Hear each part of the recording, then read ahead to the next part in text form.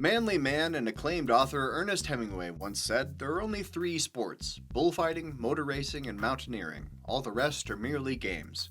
And one of those games is Dungeons and Dragons. I don't think he ever played it since he predated Gary Gygax by a few decades, but he did leave us with some writing advice, and I'm going to show you how to extrapolate that advice into usable hunks of knowledge for running your tabletop games. Let's jump in. First up, in any art, you're allowed to steal anything if you can make it better.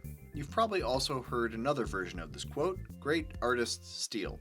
I think if you're a game master or a dungeon master, stealing is absolutely essential to your success. Let me explain.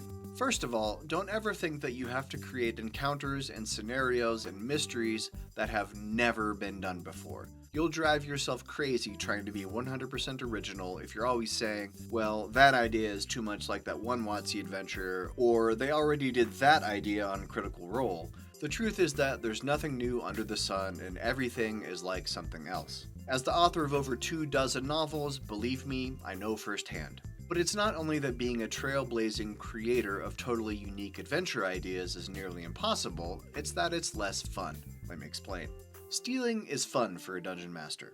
Do you love the Fast and Furious movies? Then lifting the NPCs, set pieces, and plots to turn that into a campaign will make you happy. Running familiar things builds confidence. Does the idea of running Die Hard set in a massive wizard's tower sound like a good time? Then you should do that. You should steal from the media properties you and your players love and turn them into tabletop content.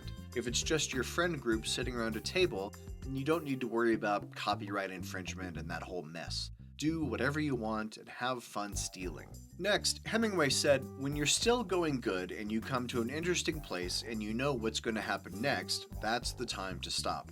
He was talking about quitting writing for the day so he could start drinking, but I think there's solid advice for game masters here when it comes to where to end your sessions. You always want to start strong, and if you can, you want to end strong too. Ending at the front steps of a dungeon is a good place because everyone knows what's coming next. Now you have a week or 2 weeks of anticipation to run around in. Anytime you can end a session in front of a closed door the party intends to open, that's a convenient stopping point. But sometimes you don't have the luxury of calling it quits naturally at a narratively exciting place. Sometimes the PCs enter a new town, you look at the clock and see how late it is, and realize you don't have any idea what should happen next, so you end the session.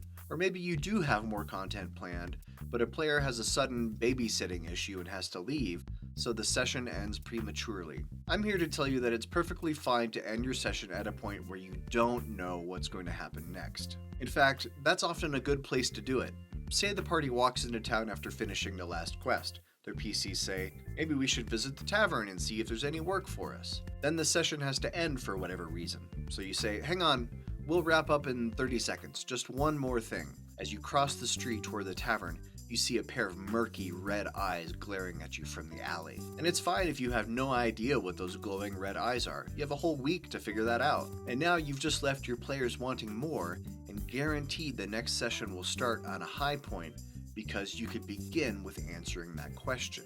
Third, Hemingway talked about actions versus emotions.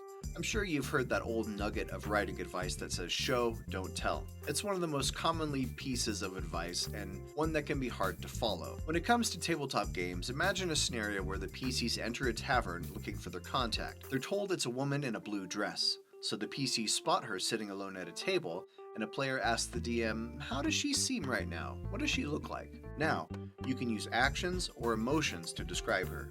The emotion, or the tell, is to say, she looks sad. But the way to use an action to communicate the same info is to say, her shoulders are stooped, her head down. She is lazily swirling a straw around in her drink, which seems still full and all the ice has melted. Now instead of simply telling the players the info, we've painted a picture in their minds. We've given them the facts, and they can draw their own conclusions about her emotional state. And now we've invited the players to participate in the story, which makes them feel good. Shoulders slumped? That means sad. There's a small endorphin release in our brains when we solve those logical puzzles. It's why mystery stories are so satisfying, and why the advice of showing instead of telling is so often repeated to writers. This next one is a little bit of a leap. Stay with me. Hemingway said, all you have to do is write one true sentence. Write the truest sentence that you know. This was his advice to himself to break his own writer's block. And you could interpret the word true there several different ways. But I think what we want to take from this is what to do when planning your campaign. And the advice here is that you don't have to have it all figured out from the jump. You only really have to know the plan for the next session. Your one true sentence is simply the bullet points for tonight's game, and you can leave the grand plan of the campaign to reveal itself to you whenever the truth is ready for you to know. Maybe I sound like an overpaid corporate spiritual guru consultant when I say that, but the proof is in the pudding. You don't have to know the BBEG's ultimate plan. You don't have to know every twist and turn coming, because I can tell you one thing for sure, your players will inadvertently give you great morsels of plot. They'll be sitting around tossing theories to each other, and one of them will say, I'll bet the Guildmaster is planning to overthrow the Duke. And you'll think, holy crap, that's actually a fantastic idea. And then you steal it with some slight modifications so it's still fun and surprising. Our fifth quote here is about moralizing.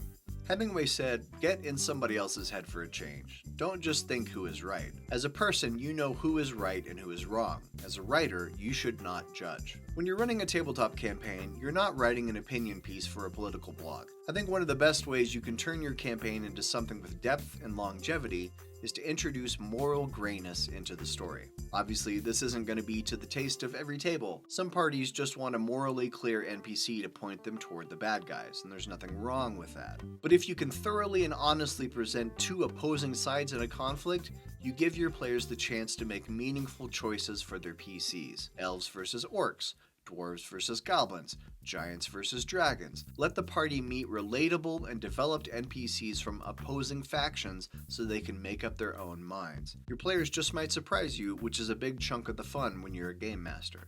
Finally, a note about inspiration. Our drinking and fighting fisherman once said, it was necessary to read in order not to think or worry about your work until you could do it again. Let it refill at night from the springs that fed it. He's saying to write, you gotta read. And if you're a game master in need of inspiration, there are a wealth of sources out there to draw from. Reading fiction, watching movies and TV shows, playing in games run by others, watching actual plays like Critical Role and Dimension 20. And remember way back to that first quote? You just might find something worth stealing while you're refilling your well of creativity.